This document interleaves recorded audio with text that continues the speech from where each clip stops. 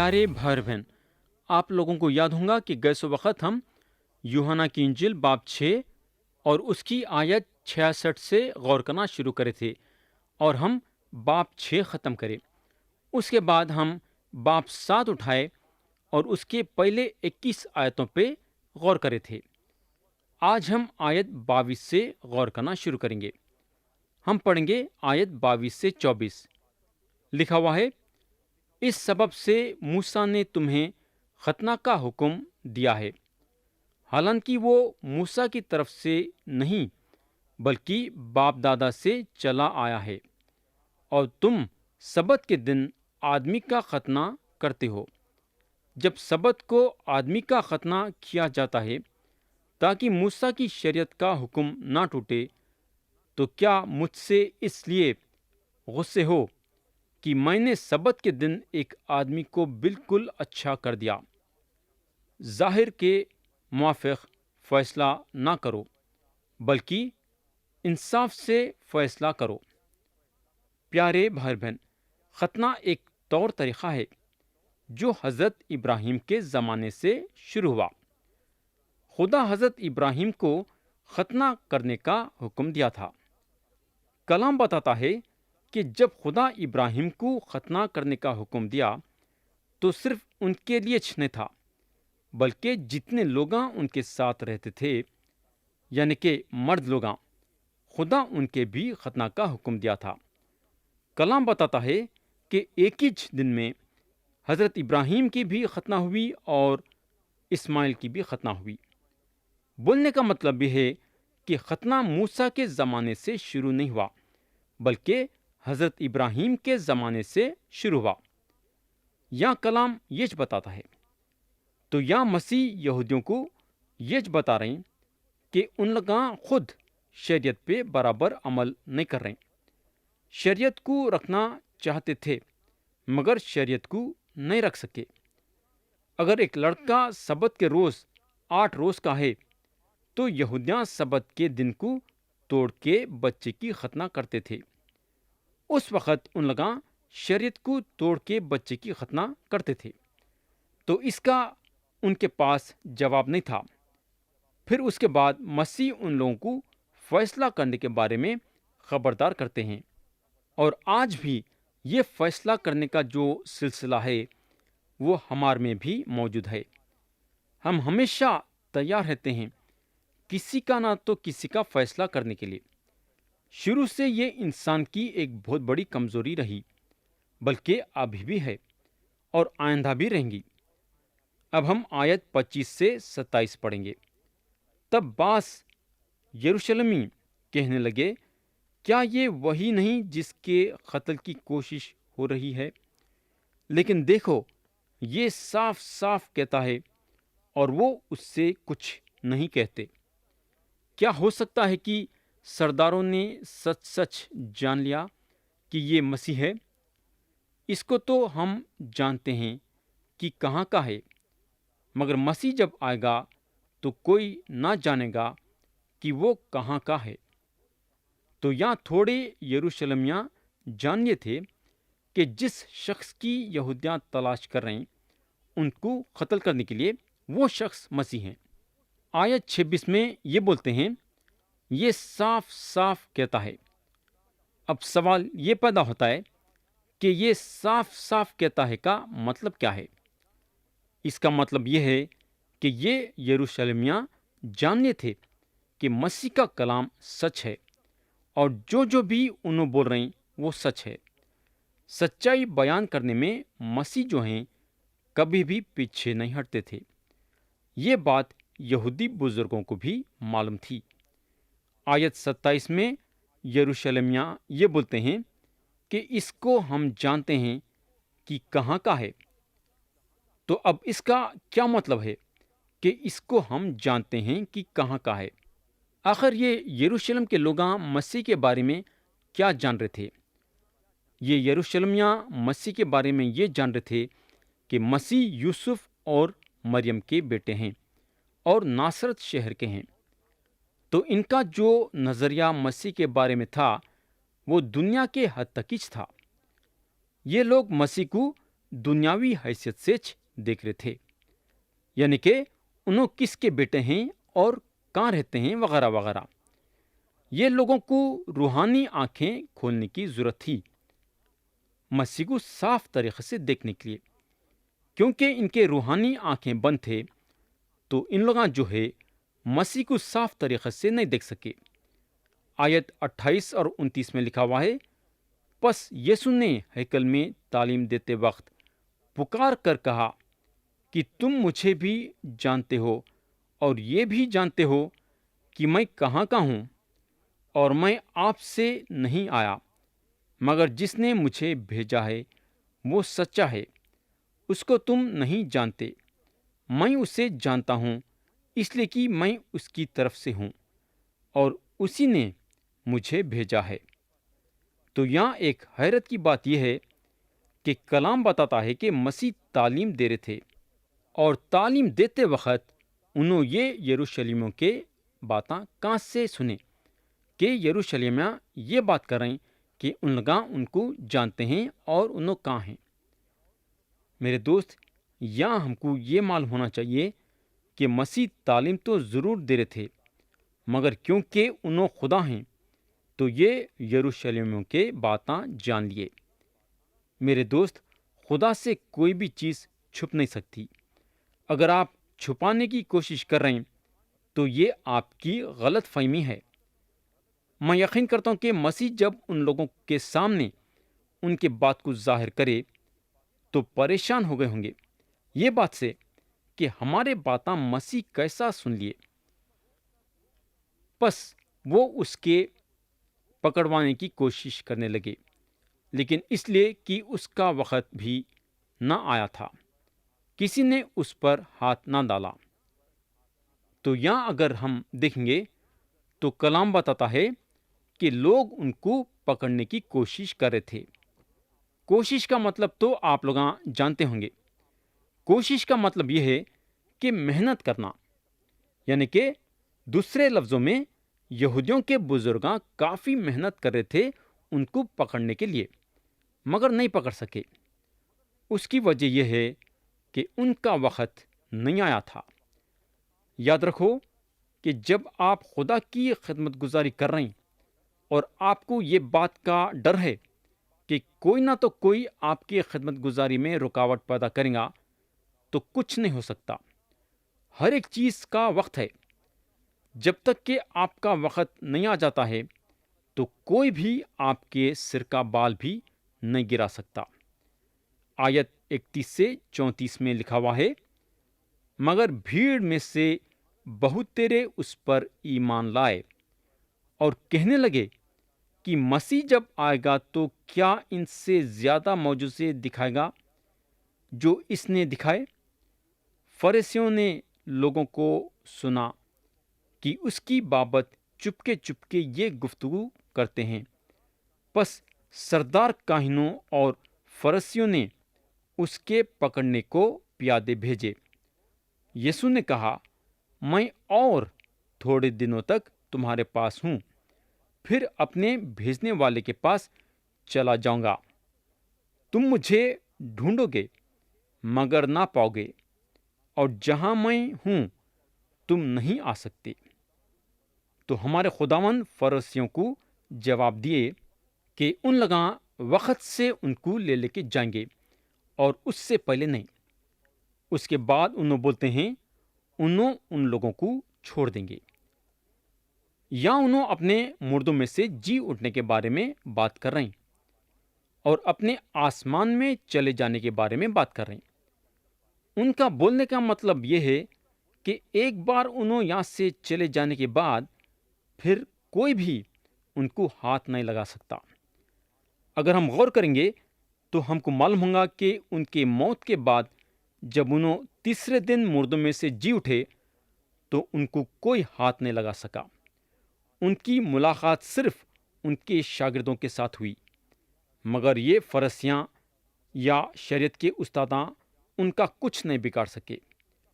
یہ دنیا میں جتنے دن مسیح زندہ تھے لوگاں ان کو ستا لیے، مگر اس کے بعد ان کا کچھ نہیں کر سکے۔ आयत 35 और 36 में लिखा हुआ है, यहूदियों ने आपस में कहा, ये कहा जाएगा कि हम इससे ना पाएंगे।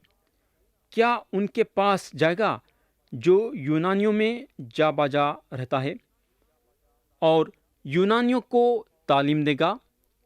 ये क्या बात है जो इसने कही कि तुम मुझे ढूंढोगे मगर ना पाओगे, और जहां मैं हूं तुम नहीं आ सकते। तो ये जो है यहूदियों के लिए एक अजीब बात थी। उन लोग जो है नहीं सोच सके कि मसीह उन लोगों से छुप सकेंगे।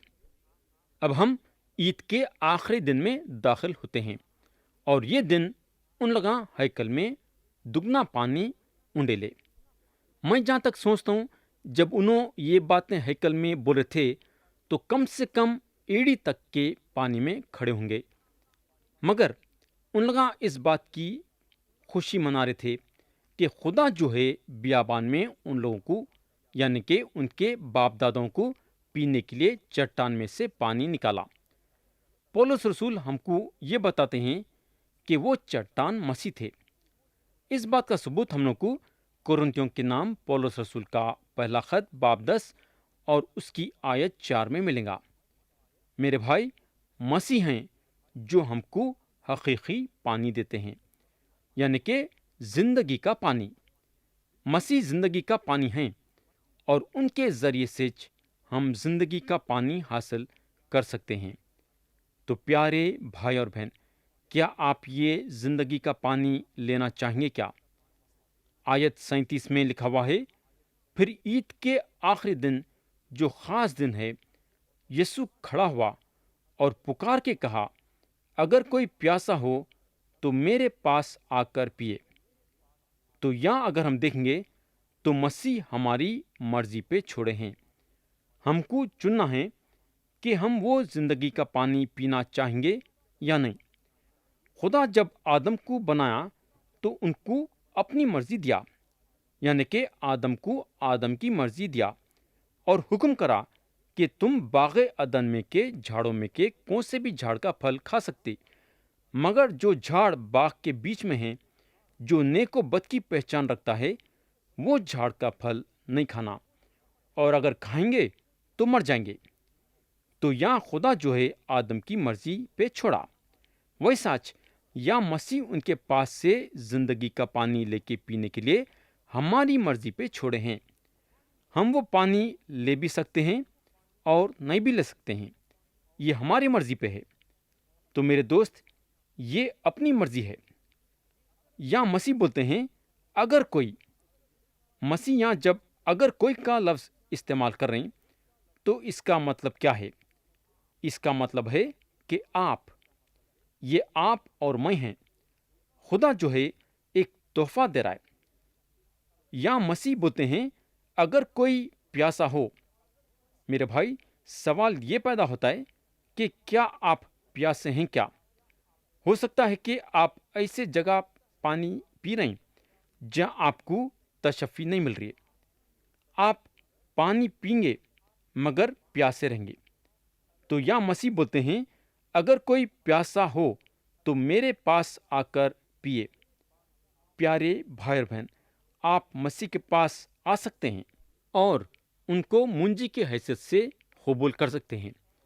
आयत 38 और 39 में लिखा हुआ है, जो मुझ पर ईमान लाएगा उसके अंदर से, जैसा कि किताबे मुक़द्दस में आया है, जिंदगी के पानी की नदियां जारी होंगी।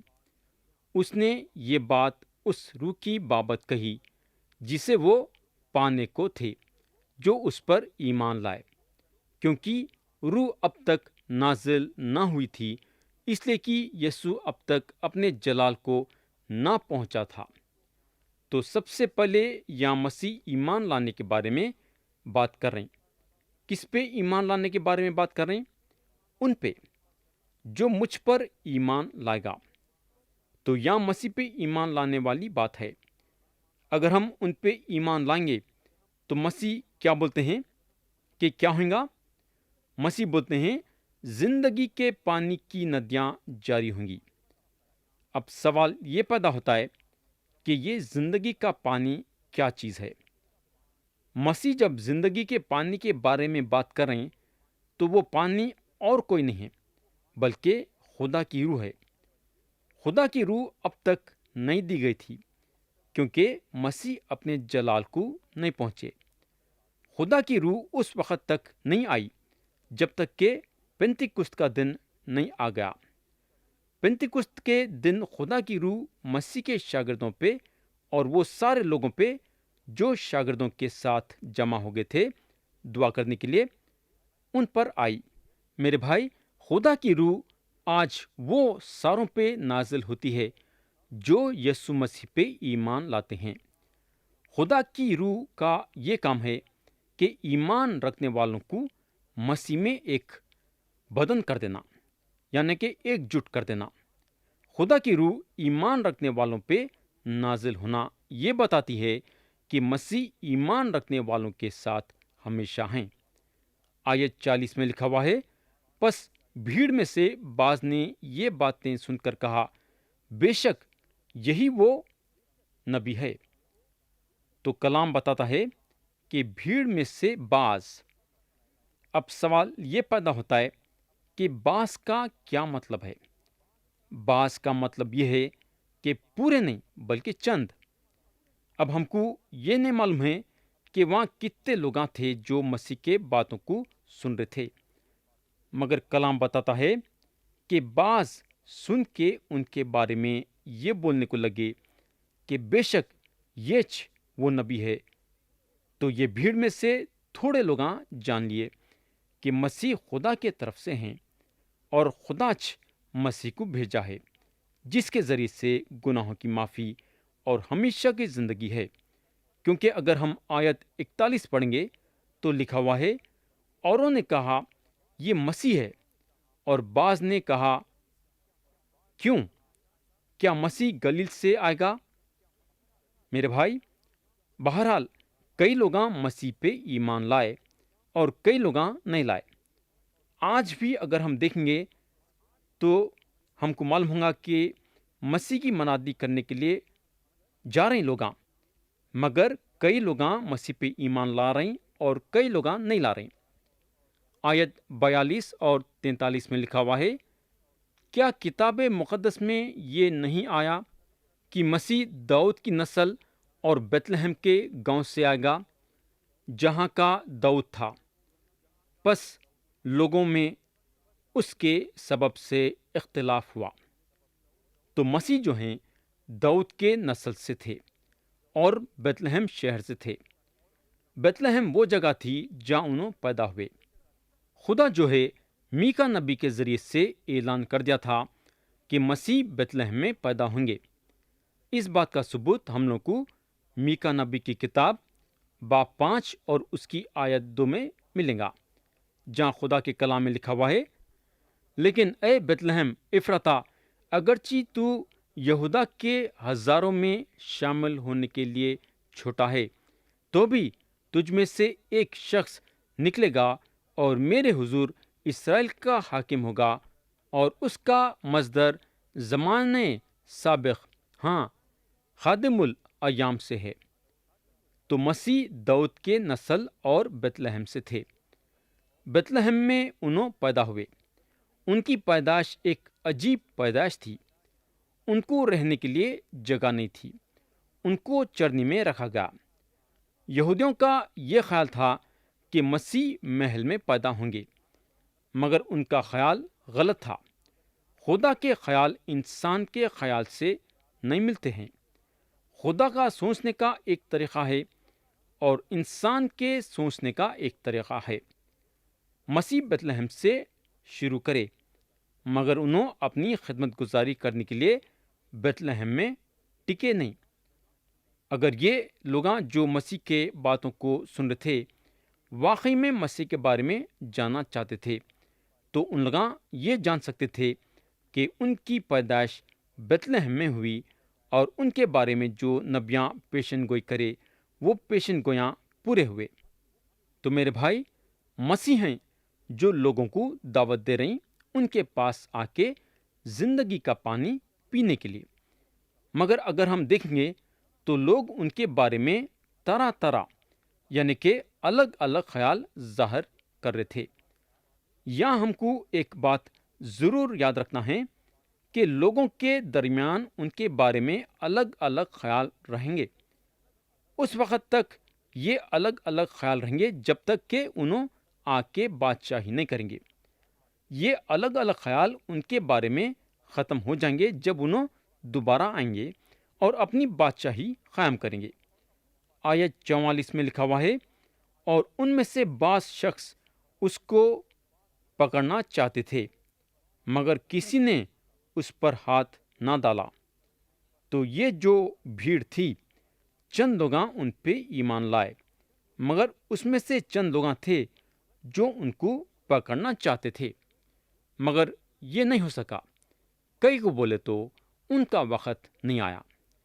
اگر ہم خدا کے کلام میں دیکھیں گے تو کتنے مرتبہ کلام یہ بتاتا ہے کہ ان کا وقت نہیں آیا تھا، ان کا وقت نہیں ہے، ان کا وقت نہیں آیا تھا، وغیرہ وغیرہ۔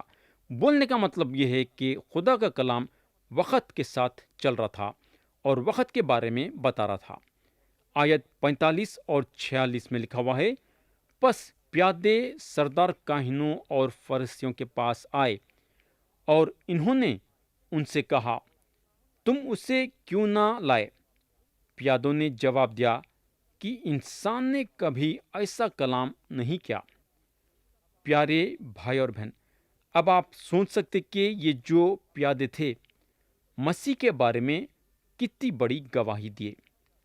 اصل میں دیکھا گیا تو یہ پیادے ان کو پکڑ کے لانے کے لیے بھیجائے گئے تھے، مگر جب ان لوگ کھڑے ہو کے مسیح کے تعلیم کو سنے تو دنگ ہو گئے، اور ان کو پکڑنے کے بجائے ان کے تعلیم سے خوش ہو گئے، اور واپس بزرگوں کے پاس آ کے مسیح کے بارے میں یہ بولنے کو لگے کہ انسان کبھی ایسا کلام نہیں کیا۔ بولنے کا مطلب یہ ہے کہ یہ پیادے یہودیوں کے بزرگوں کو خدا کا کلام پیش کرتے ہوئے سنے، مگر ان کے دل میں اثر نہیں ہوا۔ مگر جب مسیح خدا کے کلام کو پیش کرے تو ان کے دلاں چیرے گئے، اور ان لوگاں مسیح کے لیے ایک بہت بڑی گواہی بنے۔ تو جو لفظ مسیح کے منہ سے نکل رہے تھے وہ لفظ پیادوں کے دلوں کو چیر دے رہے تھے۔ یہودیوں کے بزرگوں کو ابھی بھی موقع تھا مسیح کے کلام کو قبول کرنے کے لیے، ان کے پاس ابھی بھی موقع تھا مسیح کو اپنا منجی ماننے کے لیے، مگر افسوس کی بات یہ ہے کہ یہ لوگاں اس وقت بھی مسیح کو قبول نہیں کرے بلکہ مسیح کا انکار کرے۔ آیت 47 سے 53 میں لکھا ہوا ہے، جو کہ یہ باب کے آخری آیتیں ہیں۔ لکھا ہوا ہے، فرشتیوں نے انہیں جواب دیا، کیا تم بھی گمراہ ہو گئے؟ بھلا سرداروں یا فرشتیوں میں سے بھی کوئی اس پر ایمان لایا؟ مگر یہ عام لوگ جو شریعت سے واقف نہیں لعنتی ہیں۔ نیکودیمس نے جو پہلے اس کے پاس آیا تھا اور انہی میں سے تھا، ان سے کہا، کیا ہماری شریعت کسی شخص کو مجرم ٹھہراتی ہے جب تک پہلے اس کی سن کر جان نہ لے کہ وہ کیا کرتا ہے؟ انہوں نے اس کے جواب میں کہا، کیا تو بھی گلیل کا ہے؟ تلاش کر اور دیکھ کہ گلیل میں سے کوئی نبی نہیں اٹھنے کا۔ پھر ان میں سے ہر ایک اپنے اپنے گھر چلا گیا۔ تو پیارے بھائی اور بہن، آج ہم یوحنا کی انجیل باب 7 اور اس کی آیت 22 سے غور کرنا شروع کریں، اور ہم آج یہ باب کو ختم کریں۔ یہ باب میں سے ہم بہت سارے باتیں سیکھیں۔